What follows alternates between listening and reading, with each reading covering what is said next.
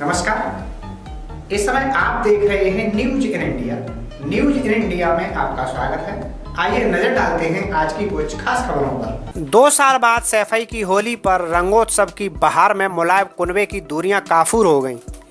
होली के मौके पर समाजवादी पार्टी के अध्यक्ष अखिलेश यादव के बाद पार्टी संरक्षक मुलायम सिंह ने एक मंच से कार्यकर्ताओं को होली की शुभकामनाएं दी। इस मौके पर प्रसभा अध्यक्ष शिवपाल सिंह यादव की गैर मौजूदगी तल्लखी का संकेत दे रही थी, लेकिन मंगलवार सुबह चाचा शिवपाल ने भतीजे अखिलेश के साथ मंच साझा करके खेमे में सियासी हलचल मचा दी। इस मौके पर अखिलेश ने मंच पर पिता मुलायम सिंह और चाचा शिवपाल के पैर छुए। दोनों ने अखिलेश को गले लगाकर होली की बधाई और आशीर्वाद दिया। इस दौरान शिवपाल ने मुलायम के साथ साथ रामगोपाल यादव के पैर छूकर आशीर्वाद लिया। यह देख होलिकोत्सव का उत्साह चरम पर पहुंच गया। मुलायम के पैतृक आवास इटावा के सैफई पर मंगलवार सुबह सजे होली मंच पर मुलायम सिंह, अखिलेश के अलावा शिवपाल और उनका बेटा पीसीएफ सभापति आदित्य, भाई राजपाल और उनका बेटा जिला पंचायत अध्यक्ष इटावा अभिषेक यादव, पूर्व सांसद धर्मेंद्र, पूर्व सांसद तेज प्रताप भी मौके पर पहुंचे। पूरे मुलायम कुनबे ने फूलों की होली खेली और फाग का आनंद लिया। मंच पर दिखी एकता से कार्यकर्ताओं में उत्साह चरम पर पहुंच गया। मंच पर अखिलेश और शिवपाल को देख कार्यकर्ता चाचा भतीजा जिंदाबाद के नारे लगाने लगे। इस पर अखिलेश नाराज भी हो गए। उन्होंने 2 टूक कहा, ये नारेबाजी ठीक नहीं है। यदि ऐसे नारे लगाए जाएंगे तो मैं अगली बार से होली खेलने नहीं आऊँगा। हम सब मिलकर के इस होली के त्योहार को मनाते हैं, एक दूसरे पे जहाँ रंग डालते हैं वही मिठाई खा करके एक दूसरे को बधाई भी देते हैं। अभी जब मुझे एक हमारे समाजवादी साथी ने ग्लोब दिया है, ये पूरी दुनिया दिखाता है कि दुनिया कैसी है, कौन सा देश कहाँ है। वहीं ये भी सोचने को मजबूर कर रहा है कि दुनिया में न जाने कहाँ कहाँ पर वो बीमारी फैली हुई है।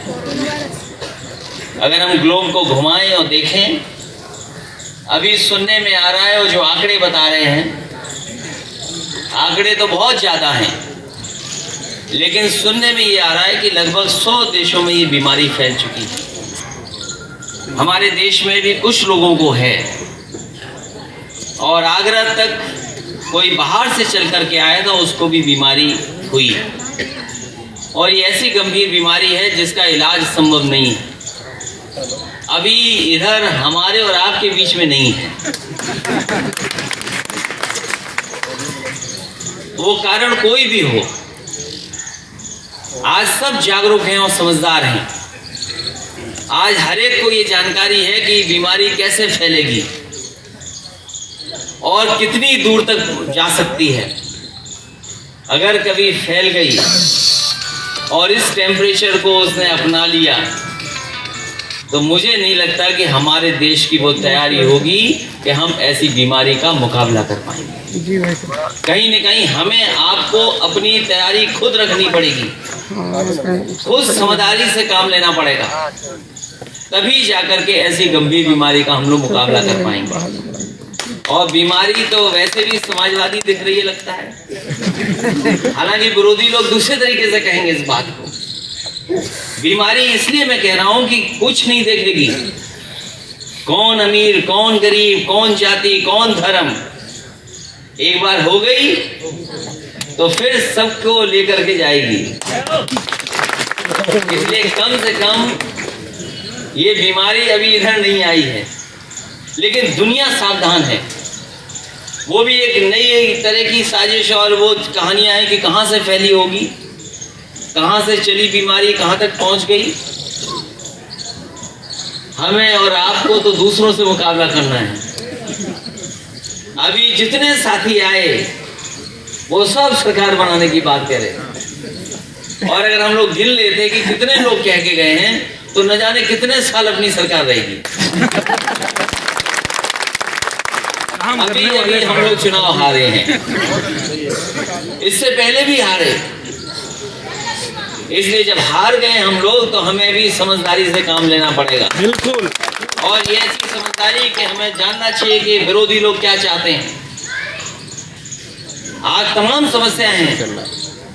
ये तो हमारा एक साथी वैसे ही समस्या बता रहा था, ये सांड वाली, ये लोकसभा में भी तो थी, याद कीजिए आप, थी कि नहीं थी ये बताओ। और जब कभी मैं एक्सप्रेस वे पे चढ़ता था यहाँ पर, इतने बड़े पैमाने पे हमें दिखाई देते थे पशु जानवर जिसकी कल्पना नहीं की जा सकती। सड़क पे आगे वो अलग है। और हमारा एक साथी और कह रहा था कुछ मुद्दे, ये टेम्पो वाले, ये टेम्पो वाली और पुलिस की बीमारी बहुत पुरानी है, कोई नई नहीं है। ये कोई नई बीमारी है? इस बीमारी का सामना कर रहे थे 100 नंबर से, लेकिन 100 भी खराब कर दी इन लोगों। इस बीमारी का थोड़ा बहुत मुकाबला होता, लेकिन वो 100 नंबर में पता नहीं क्या कर दिया, वो भी वही बीमारी के चपेट में आ गई है। और काम तो दिख रहा है आपका हमारा, बताओ अभी काम दिख रहा कि नहीं दिख रहा? जो लोग ये सड़क से चल कर के आए हो, बड़ी वाली, हाँ दिख रहा है जी, हमारे जो लोग भी किसी तरफ से आए होंगे उन्होंने देखा होगा कि सड़क कैसी है। कम से कम समाजवादी ने उदाहरण दिया कि अगर भविष्य में सड़क बने तो ऐसी सड़क बने। ये कभी फोन मिलाकर के एम्बुलेंस मंगाते होंगे, आती नहीं है। कम से कम उदाहरण दिया कि एम्बुलेंस ऐसे बुलाई जा सकती है। थाने भागते थे, पुलिस बुलाने के लिए भी नंबर दिया, लेकिन हम और आप सब ये सब अच्छे काम कर कर के भी पीछे रह गए। इसलिए लड़ाई क्या है ये समझना पड़ेगा। लड़ाई ये है कि हमें और आपको आगे बढ़ने नहीं देना चाहते। हमें और आपको इसलिए आगे नहीं देखना चाहते क्योंकि हम और आपने बहुत बड़े फैसले लिए। याद कीजिए, एक बार सरकार ने कहा कि देश समाजवाद से नहीं चलेगा, राम राज्य से चलेगा। याद है कि नहीं याद है? और हम उनको कहना चाहते हैं, समाजवाद ही रास्ता है राम राज्य तक पहुंचने का। अगर आपकी कोई परिभाषा हो राम राज्य की, उन्होंने कहा कि राम राज्य से ही चलेगा, समाजवाद से देश नहीं चलेगा। लेकिन बताओ राम राज्य क्या है? क्या है परिभाषा? कोई परिभाषा नहीं दी। और अगर कोई परिभाषा है तो वो समाजवाद से ही पूरी हो सकती है, उसके अलावा कोई व्यवस्था नहीं है जिससे पूरी हो सकती। अभी हमने और आपने, जो जागरूक लोग हैं, जो नए जमाने के लोग हैं, महिला दिवस पर बहुत एक दूसरे को बधाई दी। याद रखना, दुनिया में जहां कहीं भी महिलाओं ने जो आंदोलन चलाया, वो समय पूरा हुआ, वो महिलाएं आंदोलनों में सफल हुई हैं। इसलिए ये जो भारतीय जनता पार्टी के लोग हमें और आपको उलझाना चाहते हैं, इसीलिए मैंने कहा कि काम में और सुविधाएं देने में हम आप लोग बहुत आगे हैं, उसका कोई मुकाबला नहीं है। लेकिन जो मुद्दे हमारे हैं, जो मुद्दे उनके हैं, हमारे जोड़ने वाले मुद्दे हैं, हमारे भाईचारे के मुद्दे हैं, हमारे विकास के मुद्दे हैं, उनके मुद्दे क्या है? नफरत फैलाने के, खाई पैदा करने के, झगड़ा लगाने के, एक दूसरे को बांटने के। और जो लोग चाहते हैं सफल होने के लिए, मैंने कई बार कहा और फिर कहता हूं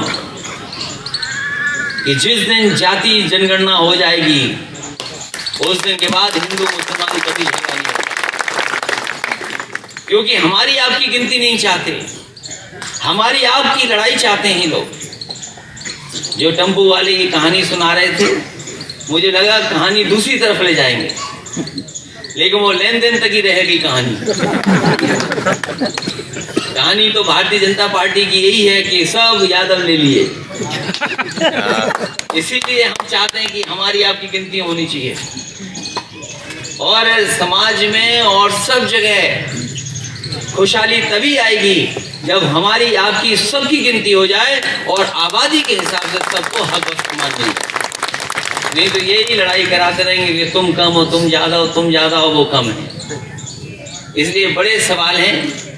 होली के त्यौहार पे इसलिए उठने चाहिए क्योंकि त्योहारी के दिन मिलने का मौका मिलता है, एक दूसरे से मिलने का मौका मिला। वरना त्योहार नहीं होता तो हम सब इकट्ठे कैसे होते। और खुशी की बात है कि आज इस त्योहार के दिन नेताजी भी और हम सब लोग एक साथ हैं। नेताजी के आने की बधाई और आप सबको होली के त्योहार की बधाई। आज तो हो ही रहा है भाषण, कल मौका मिला तो कल असली होली के दिन फिर भाषण होगा। ऐसे बहुत लंबी लड़ाई है, बड़ी लड़ाई है, क्योंकि वो हमें आपको शौचालय की तरफ लेना चाहते हैं। जो प्रधान होंगे वो जानते होंगे, कुछ हैं प्रधान के नहीं है, इन्होंने कैसे शौचालय बनाए होंगे ये जानते होंगे। हम समाजवादी लोग लैपटॉप दे रहे थे, ये शौचालय दे रहे हैं, यही फर्क है हमें और भारतीय जनता पार्टी में। ये शौचालय तो नेताजी ने बनाना शुरू किया। एक उदाहरण था, एक पेश किया था नेता ने किस जमाने में, उसी की नकल कर ली। और हमारे मुख्यमंत्री जी के बारे में कुछ मत कहो, अभी पोस्टर लगवा रहे थे, पोस्टर हटाएंगे कल से, हो सकता है हटा भी दिए हो पोस्टर। तो हमारे मुख्यमंत्री जी जो हैं बहुत ही समझदार हैं, इनसे ज्यादा समझदार है ही नहीं कोई। और जो इनका सबसे प्रिय काम है वो भी पूरा नहीं कर पा रहे। उनका सबसे प्रिय काम क्या है बताओ? वो तो हम भी जानते कि जो हमारे विवाह कराने आए थे, शादी कराने, उन्हें मंत्र नहीं आते थे और नहीं मानते। चेक कर लेना दोबारा। तो जो अपना प्रिय काम न कर पा रहे हो तो वो कैसे होंगे, सोचो। उनका सबसे प्रिय काम है कहीं भी कोई पशु दिखाई न दे, कहीं कोई गोबर न दिखाई दे। क्या वो मुख्यमंत्री पूरा कर पा रहे हैं अपना काम? जो मुख्यमंत्री अपना सबसे प्रिय काम न पूरा कर पा रहा हो तो उससे क्या उम्मीद करोगे आप? उससे उम्मीद एक्सप्रेसवे की नहीं कर सकते, एम्बुलेंस की नहीं कर सकते। और ऐसे मुख्यमंत्री जो सैफई से सबसे ज्यादा चिढ़ते थे, याद कीजिए उनके भाषण, वीआईपी जिला सैफई, यही तो कहते थे। उन्होंने बजट अस्पताल का काट दिया, हमें कोई आपत्ति नहीं। हॉस्टल का बजट काट दिया, हमें कोई आपत्ति नहीं। यहाँ जितने विकास कार्य हो रहे थे रोक दिए, हमें कोई आपत्ति नहीं। हमें आपत्ति इस बात की है कि जो सड़क बनाने जा रहे हो आप, सबसे बड़ी वो 6 लेन की जगह 2 लेन कर दिया और आकर के कुदरेल में जोड़ दिया आपने। बताओ कुदरेल कितनी दूर है? तो हमारे मुख्यमंत्री जी जो सबसे ज्यादा नफरत करते थे इस इलाके से, वो बताओ बुंदेलखंड एक्सप्रेस कहाँ जोड़ रहे हैं? सैफई के पास जोड़ दे रहे हैं जाकर। इसलिए इनसे बच के रहो। अगर बच जाओगे तो समाज और देश बहुत आगे निकल जाएगा। इससे पहले दुनिया में हमारे देश की कभी अपमान नहीं हुआ होगा, दुनिया में हमारी बदनामी कभी इतनी नहीं हुई होगी जितनी भारतीय जनता पार्टी की सरकार में हुई। जब से सीए कानून आया है, दुनिया में हमारी इतनी बदनामी हुई जिसकी आप कल्पना नहीं कर सकते। हमारे देश को दूसरी तरीके से देखा जाता था। हमारे देश को ऐसा मानते थे कि जो आया उसको अपना लिया, लेकिन इन्होंने जानबूझ करके केवल अपने वोट के लिए, उन्हें कोई मतलब नहीं किसी जाति से, कोई मतलब नहीं किसी धर्म से, उन्हें केवल मतलब है अपनी कुर्सी के लिए, और चाहे कितना भी उन्हें कुछ जोखिम उठाना पड़े वो उठा रहे हैं। लेकिन हम समाजवादियों को इनसे बचाना है। आने वाले समय में हम सबको एक रह करके इनको जवाब। तरक्की कभी ये नहीं पूछती कि आप कहां से आ रहे हो, बस ये पूछती है कि आप कहां जाना चाहते हो। तरक्की कभी ये नहीं पूछती कि आप कौन हो, बस ये पूछती है कि आप क्या बनना चाहते हो। तरक्की आपको कभी नए रास्ते दिखाएगी तो कभी नए दोस्तों से मिलवाएगी। बस आपको तय करनी है आपके तरक्की की रफ्तार, एक नई सोच और हर रोज कुछ बेहतर करने की प्रेरणा, अपने लिए और अपनों के लिए।